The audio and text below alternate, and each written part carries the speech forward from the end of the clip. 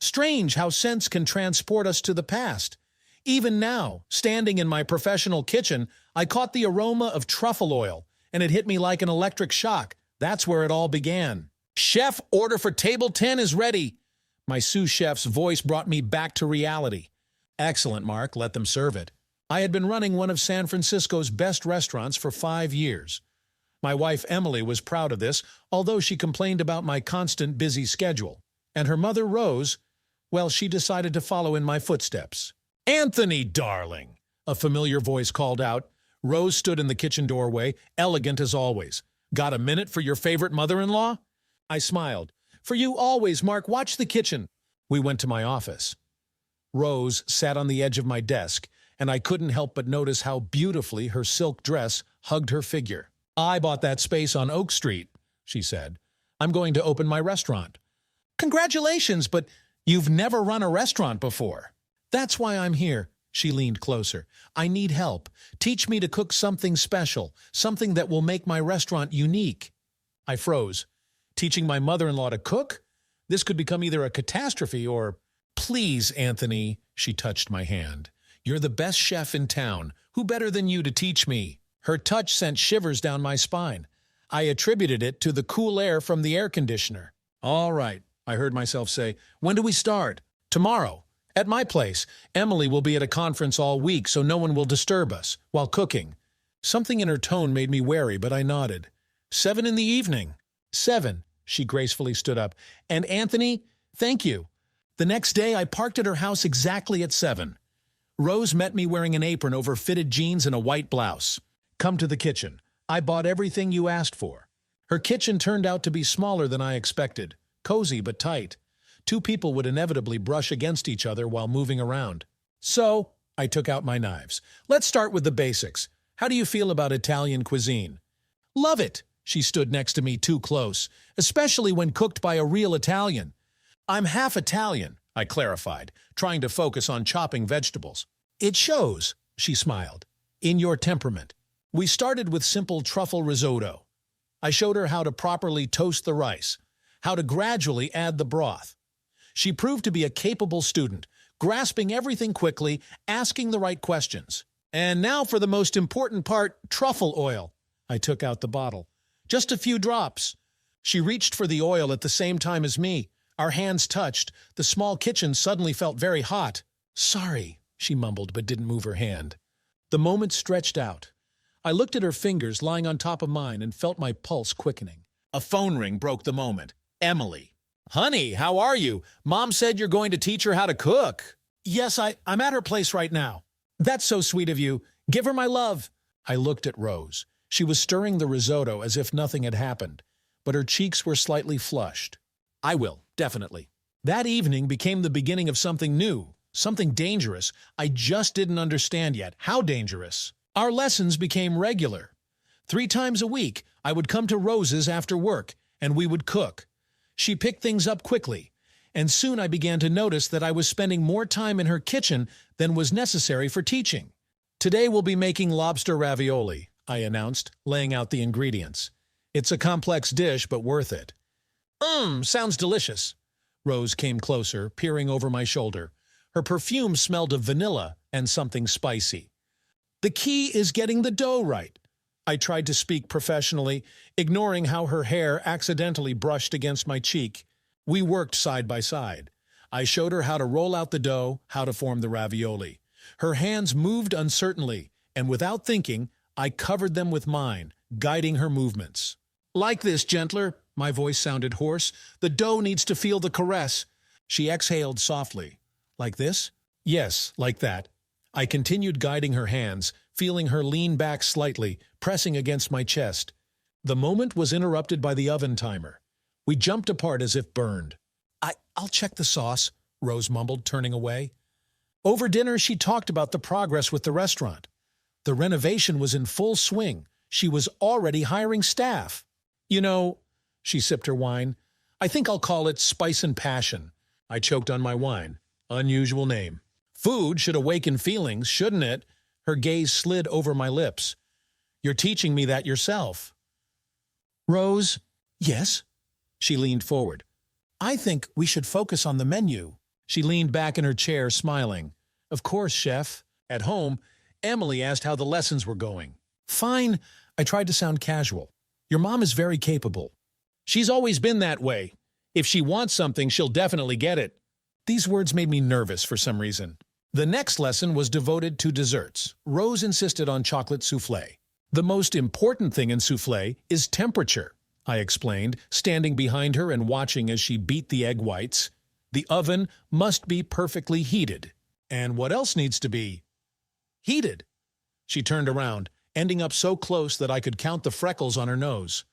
Rose, we shouldn't... Shouldn't what? She smiled innocently. I'm just learning to cook from the best chef in town. She reached for the whisk, and her hand slid across my chest. Accidentally? I wasn't sure of anything anymore. You know, she said, returning to beating the egg whites. When Emily introduced you to the family, I thought, what an interesting man. Passionate, talented. Rose, please. What? I'm just complimenting my son-in-law. She smiled that smile again, the one that made my throat go dry. The soufflé that evening didn't turn out. It collapsed, as did my resolve to keep my distance.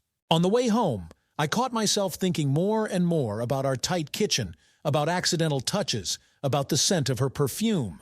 Damn! I muttered, hitting the steering wheel. Damn, damn, damn!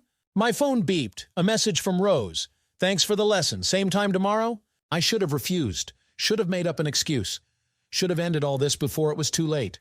Of course not, I wrote back. Tomorrow we'll be making flambé. I love playing with fire, she replied. I sat in the car, staring at this message, understanding that we were both already playing with fire. And what was scariest, I was starting to enjoy it. You've become quite distracted. Mark, my sous chef, noticed when I oversalted the sauce for the third time. Is everything all right? Yes, just didn't get enough sleep.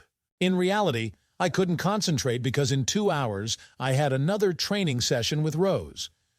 The last 3 weeks had turned into some kind of sweet nightmare. My phone vibrated. A message from her. I've prepared a surprise for today. I swallowed.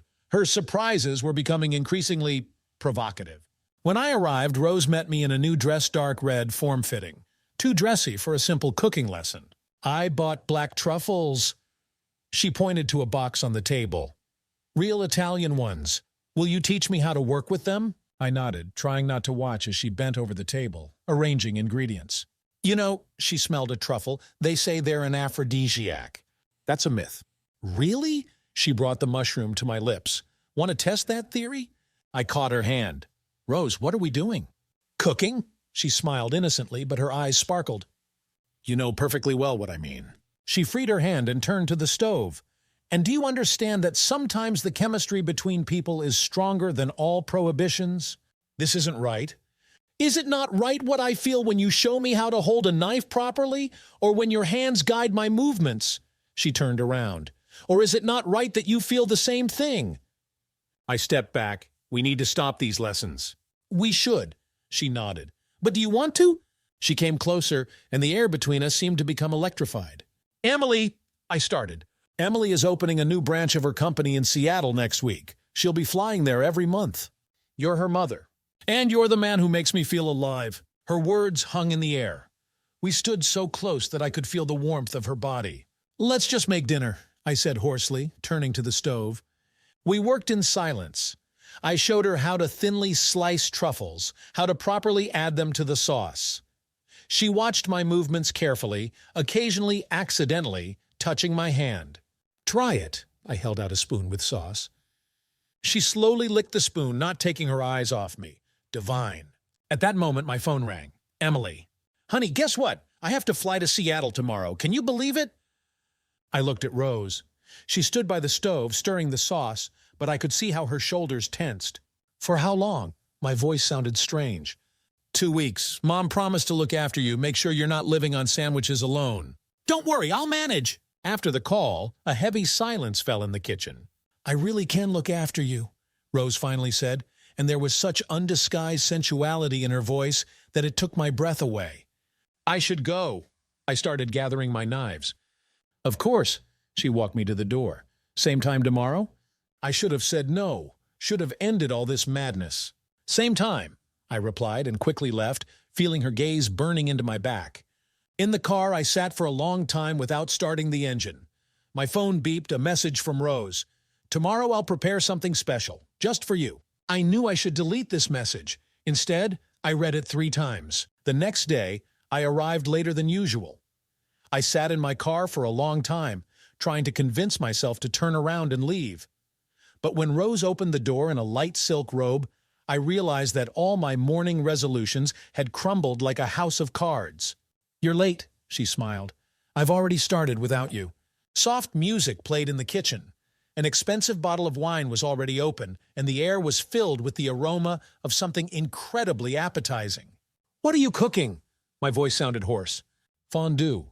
She handed me a glass. "Remember when you said it was the most intimate way to serve food?" I remembered. And I also remembered how she looked at me when I said it.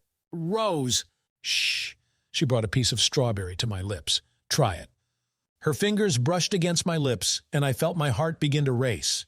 "Tasty?" she whispered. Instead of answering, I caught her hand and kissed her fingertips. She exhaled softly. Everything that happened next was like a fog. Her lips were as sweet as the strawberry. The music blended with our ragged breathing. The fondue was forgotten on the stove. We kissed like teenagers, forgetting everything in the world. Her hand slid across my back, mine tangled in her hair. All boundaries were erased. Reason switched off, leaving only emotions. "Anthony," she breathed my name between kisses. The sound of breaking glass made us jump apart. The wine glass had shattered on the floor, red drops scattering across the white tiles. "Damn!" I stepped back. "Damn, damn, damn!" Rose stood leaning against the table, breathing heavily. Her lips were swollen from kissing, her hair disheveled. "Don't!" She shook her head, seeing the expression on my face. "Don't say this was a mistake." "Wasn't it? The only mistake is denying what's happening between us."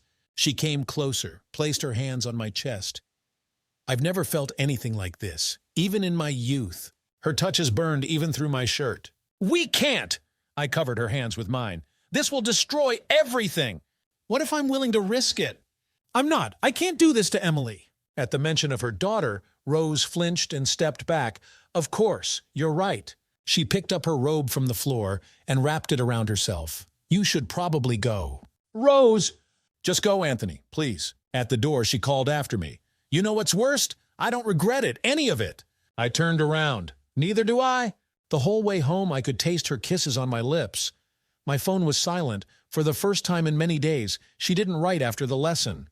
At home, I stood in the shower for a long time, trying to wash away the scent of her perfume and the feeling of guilt. It didn't help. Emily called.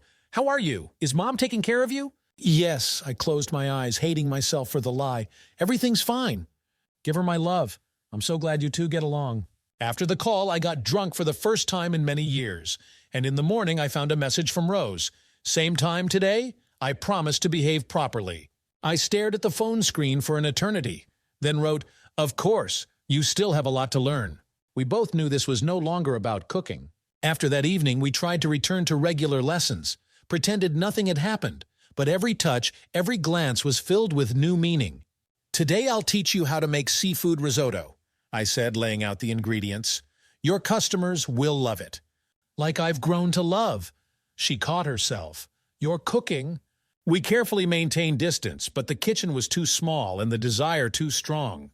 "Emily called this morning," Rose said, stirring the rice. "Said she'll stay in Seattle for another week." I remained silent, but we both felt how the atmosphere changed. "She's so proud of you," Rose continued. "Says you're the best thing that's happened to her." "Stop!" "What?"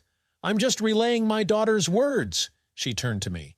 "The same daughter we betray every time when whoosh." I said, "Stop." The ladle crashed to the floor. We froze, looking at each other. "You know what's worst?" she said quietly. "I should hate myself. But when you're near, I can't think about anything else." I walked up to her, cupped her face in my hands. "We have to stop." "We should." She covered my hands with hers. "But can we?" The doorbell made us jump apart. "Who is it?" I whispered. "No idea. I'm not expecting anyone." "Mom, are you home?" Emily's voice hit like an electric shock. "I have a surprise." We looked at each other in panic. "Damn, she was supposed to be in Seattle," Rose hissed. "Quick, through the back door." "Mom?" The voice was getting closer. I grabbed my bag with knives and slipped out through the back door just as Emily was entering the kitchen. "Mom?" Why do you look like that? And what's that smell? The risotto. Burned, I heard Rose's voice as I made my way through the garden.